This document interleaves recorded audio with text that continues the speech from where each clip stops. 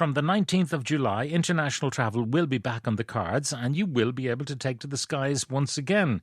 But is that too long to wait for the aviation industry, which has been brought to its knees by pandemic restrictions?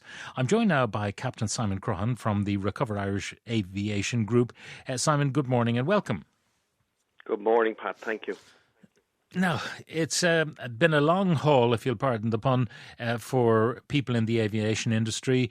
Some flying, of course, for people who have to do essential flying and, of course, cargo flying.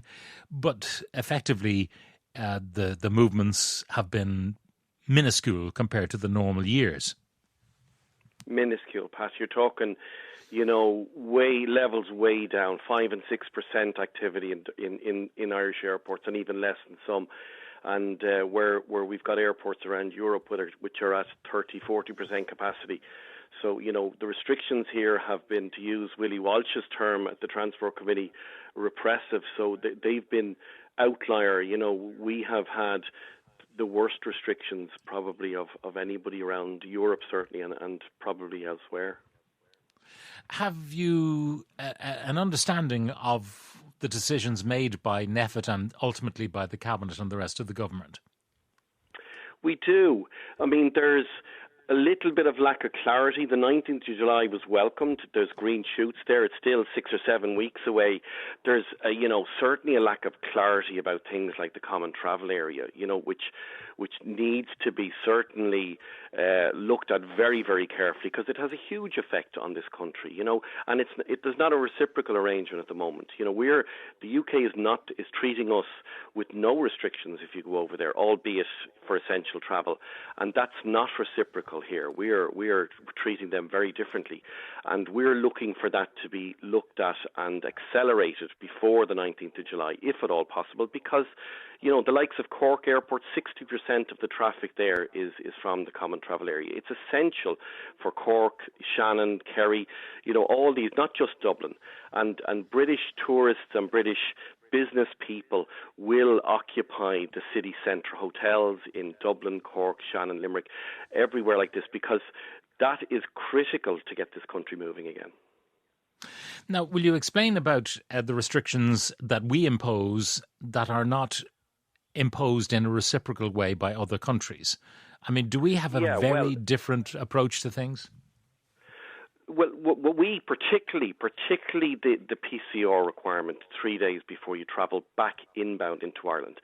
This is a critical area for us. The vast majority, UK, America, the vast majority of European countries allow rapid antigen testing, and you will be very aware of the argument on this. And it's very current from the Transport Committee yesterday. So it is an enabler for travel. PCR, we think, is a disincentive. It doesn't make sense in so many ways for us to have we're not looking for it to be replaced. We're looking for a complementary and additional ability for rapid antigen testing to be acceptable inbound as a restriction into Ireland, because from a cost perspective, children can't get vaccinated. PCR test is very, very dear.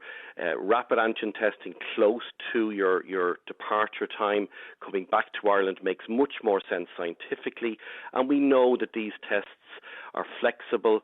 We know they're very accurate from Professor Mina's on your programme and also yesterday at the Transport Committee. I mean, he made a point that you have to know the question you're asking when you use a test. And the question that is being asked when you do an antigen test is this person infectious now?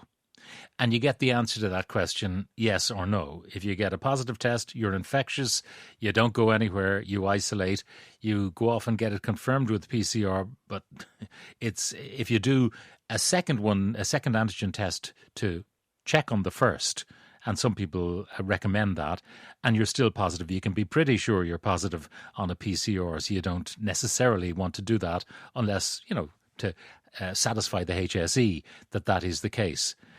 But Absolutely. If you're negative on an antigen test, it means that you are not going to infect anyone around you for the moment.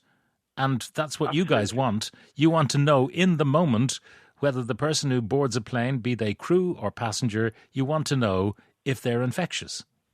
It's an ideal infectious screening tool. which is exactly what we need for travel.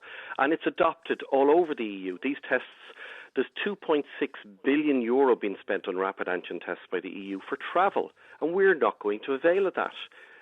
They don't do it for no reason. Everybody else believes in this as an infectious screening tool for travel. And for whatever reason, and the behavioural argument, by the way, can't work for aviation, because if you misbehave in a terminal building, you won't be going through anywhere. If you misbehave getting onto an aircraft, you won't be boarding it. If you misbehave in my aircraft, you'll be getting off. So, the procedures there that are laid out and have been adopted for the last year from a behaviour point of view are very stringent and very strict. So then you're left with the scientific argument, which I think Professor Mina has explained very well and you understand very well. The problem with the PCR test, just to reiterate it, is that it will detect tiny fragments of virus, depending on the way it's conducted, but tiny fragments. Long after you have been infectious and are now no longer infectious, the PCR may still show you as being positive.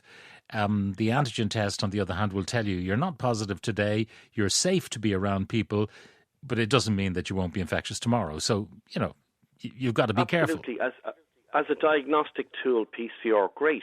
As an infectious screening tool, antigen testing, because the infectious 10-day period, which was explained yesterday by Professor Mina from Harvard, is 10 days. But PCR tests leave you positive for at least another 20 days after that, when you're post-infectious. So they're not the ideal screening tool for travel as far as we're concerned, and I know you understand the argument. It just makes perfect sense, but also doing it 3 days before makes no sense.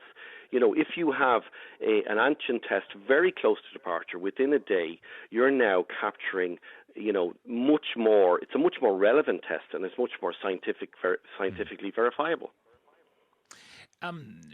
Do you have then any understanding what the resistance is? Because cabinet minister after cabinet minister will come on and say, oh yes, we're in favour of antigen testing for specific things, like Simon Harris is trialling it with university campuses and so on. The Taoiseach was talking about it being appropriate in some working environments to get people back to work, and not in September but in August. Do you have any understanding why they are so reluctant in aviation terms to resist it, to embrace it? No is the answer. It's and to use one of the deputies yesterday saying it's baffling. I mean, there's just cross-party support on the Transport Committee for the adoption of this. It doesn't make any sense. And the chair of the Transport Committee has written and has publicly invited the Chief Medical Officer next week. So, there is a huge opportunity for us to investigate this fully and to try and figure out what the roadblocks are. It's not something that's going to go away for us. We feel it's unfair. Why should the return requirement on a cost basis for families be so punitive? You're going to have literally the people who can afford to travelling back into Ireland with their unvaccinated kids who have to be PCR tested. So, 2 or 3 kids are going to cost you for €400 to get back to Ireland. And, with the procurement, the 2.6 billion procurement of rapid antigen tests for aviation purposes, they could end up being free, Pat. They could end up being €5, €10. So there's a massive, so is this, and I pose the question, is this there to put a roadblock for travel? I don't know, but let's tease it out. And if that's the case, well, then be honest about it, and let's support the industry fully, properly, with the aid that's happened throughout Europe. One of the callers, Kieran in Maynooth, says, you've outlined why antigen tests are not to be relied upon. Someone may not be infectious at the moment they get on the plane, but they may be infectious 2 days later, spreading their variant on their travels around Ireland. It's no surprise aviation doesn't care about what happens after they step off the plane and into society. That's from Kieran in Maynooth. Kieran, it's the same with the PCR. Absolutely. Yeah. So, absolute madness. Met an American who'd come here for 3 days, had COVID last year, is fully vaccinated. They had to get a PCR before they arrived here, and it's free there. Fair enough. Then the day after they got here, a PCR here, €100 to leave. On top of it all, the Irish guy giving them the PCR hadn't been vaccinated, and he was giving a PCR test to someone who had COVID and was vaccinated. No. These are the anomalies we're going to come yeah. across. There's huge anomalies there, but other countries, there's a whole raft of everybody else is doing this virtually other than us. You know, there are other people that do PCR testing as a requirement as a member state, but they also will allow antigen testing. So, you know, we either have to make the decision to, you know, why can't vaccinated, for instance, U.S. passengers be allowed just into this country, you know, as soon as possible, and spend their dollars, because that's going to happen elsewhere around Europe. They're going to be invited in. So we need to get on the front curve of this. The only thing I would say, it would be important, I think, based on what we know from Professor Luke O'Neill and so on, and from Professor Mina, that the antigen test is done on the day. I mean, Professor Mina talked to me about if he was going to see someone who was vulnerable, he would do the antigen testing 20 minutes before he left the house. And if it came up positive, then he wouldn't visit. So doing it the night before might be just too soon to do it. You really have to do it on the day, I think, the antigen test, to really make it effective. I wouldn't disagree with that. But remember the PCR requirement. What actually happens is you do it. So you travel on a Saturday morning. You're going to book the PCR test on a Wednesday morning. Yeah. So, you know, that's the counter-argument. And as Professor Mina says, you could be ragingly infectious on Saturday when you travel. It doesn't make sense. You know, I came across a young man who had to fly to, I think it was the Netherlands, and KLM, he'd had a PCR test, and, you know, a few days before, they said, no, we want an antigen test at the desk. So he had to hightail it down to the basement wherever there was an antigen testing service, get his antigen test, was negative, and then they allowed him on the plane, but it was a close-run thing. But that was them saying, we need an up-to-date test as of now to show you're not infectious when you get on our plane. Yeah, British Airways are trialling a test that will return, an accurate test that will, rapid antigen test that will return a result in 30 seconds. Wow. Right? So that's the way the technology is going. And you know, nobody will have a problem if you turn up slightly earlier into a queue, you know, a check-in queue, and you get the ability to do a test there and then, rather than go to the really problem of arranging a test 3 days beforehand. That's very expensive and doesn't seem fit for purpose. All right. On that note, Captain Simon Croghan from the Recover Irish Aviation Group, thank you very much for joining us.